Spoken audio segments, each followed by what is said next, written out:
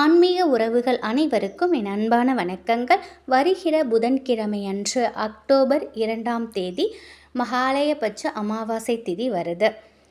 பொதுவாகவே மாதந்தோறும் வரக்கூடிய அமாவாசை நாட்களில் நம்முடைய முன்னோர்களுக்கு திதி கொடுக்காதவங்க ஆடி புரட்டாசி மாதங்களில் வரும் அமாவாசை நாட்களில் முன்னோர்களை வழிபட்டு அவங்களுக்கு திதி கொடுக்கும் பொழுது ஆண்டு முழுவதும் திதி கொடுக்காத நாட்களுக்கு சேர்த்த பலன் நமக்கு கொடுக்கும்.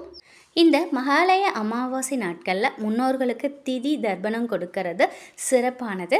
பித்தர்களுக்கு பிடித்த எள்ளு தண்ணீர் வைப்பது வழக்கமான ஒன்று.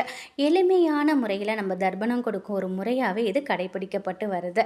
மகாலய அமாவாசை நாட்களில் ராகுகால யமகண்ட நேரங்களை தவிர்த்து காலை 6 மணிலேருந்து 1 மணிக்குள்ளே தர்ப்பணம் கொடுக்கலாம். முன்னோர்களுக்கு நீர்நிலைகளில் தர்ப்பணம் கொடுப்பது ரொம்ப ரொம்ப சிறப்பு. இந்த நாட்களில் தர்ப்பணம் கொடுக்க முடியாதவங்க அன்னதானம் செய்யலாம்.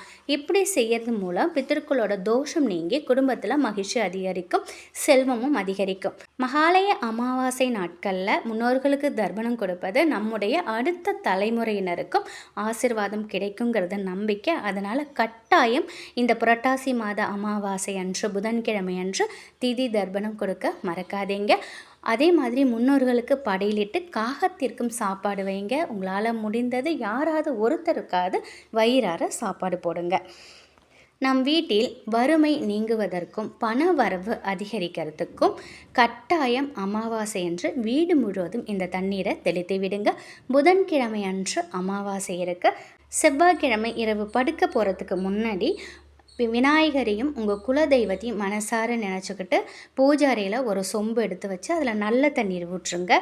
கொஞ்சம் பன்னீர் அதில் கலந்துக்கோங்க. 2 ஏலக்காய், 2 கிராம்பு, 2 பச்சை கற்பூரம், ஒரு விரலி மஞ்சள், தூளாக இருந்தால் 1 ஸ்பூன் போட்டுக்கோங்க, இல்லைனா ஒரு விரலி மஞ்சள் அதில் போட்டுருங்க.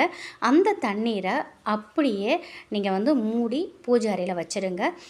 உங்களுடைய கஷ்டங்கள் அனைத்துமே தீரணும். ஏன்னா நம்முடைய குல தெய்வமும் முன்னோர்களும் நம்மளை ஆசீர்வாதம் பண்ணாலே நமக்கு அனைத்து செல்வங்களும் நம் வீடு தேடி வரும். நம் குடும்பத்தில் அடுத்தடுத்து நல்ல நிகழ்வுகள் நடக்கும். இந்த தண்ணீரை நீங்கள் ரெடி பண்ணி மனசார உங்கள் குலதெய்வத்துக்கிட்ட முன்னோர்கள்கிட்ட வேண்டிக்கிட்டு அந்த தண்ணியை அப்படியே வச்சுருங்க. அடுத்த நாள் காலையில் நீங்கள் அமாவாசை அன்று குளித்து முடித்ததுக்கப்புறம் நீங்கள் குளிக்கிற தண்ணியில் கூட கொஞ்சம் கல்லுப்பு போட்டு குளிக்கிறதுங்கிறது ரொம்ப ரொம்ப விசேஷமானது. நீங்கள் அது போலையும் நீங்கள் செய்யலாம். கொஞ்சம் கல்லுப்பு, கொஞ்சம் மஞ்சத்தூள் போட்டு நீங்கள் குளிங்க. குளிச்சுட்டு நீங்கள் என்ன பண்ணுங்கள், எப்பொழுதும் போல் வாசலில் தண்ணி தெளித்து கோலம் போட மாட்டீங்க இல்லையா? வாசலில் தண்ணி தெளிச்சுட்டு நீங்கள் இந்த பூஜை அறைக்கு எப்பொழுதும் ஏற்றக்கூடிய ஒரு விளக்கு ஏற்றிட்டு நீங்கள் துணை விளக்கு ஒன்று ஏற்றுவீங்க இல்லையா? ஏற்றி முடித்ததும் உங்களுடைய குல தெய்வத்தையும் உங்களுடைய முன்னோர்களையும் மனசார நினச்சிக்கிட்டு பூஜை அறையில் உங்களோட பூஜையை தொடங்குங்க.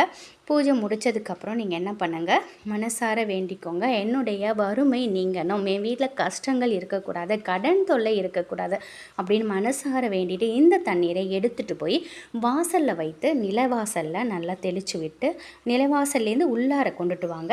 கொண்டு பூஜை அறை, சாமி ரூமு, உங்களோட பெட்ரூமு, ஹாலு, எங்கே பார்த்தாலும் மூளை முடுக்கு எல்லாத்துலேயுமே தெளித்து விட்டுருங்க.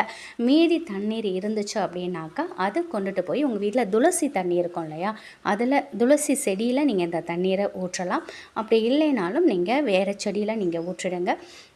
முடிஞ்ச அளவுக்கு இருக்கக்கூடிய தண்ணீரை உங்கள் வீடு முழுவதுமே தெளித்து விட்டுருங்க.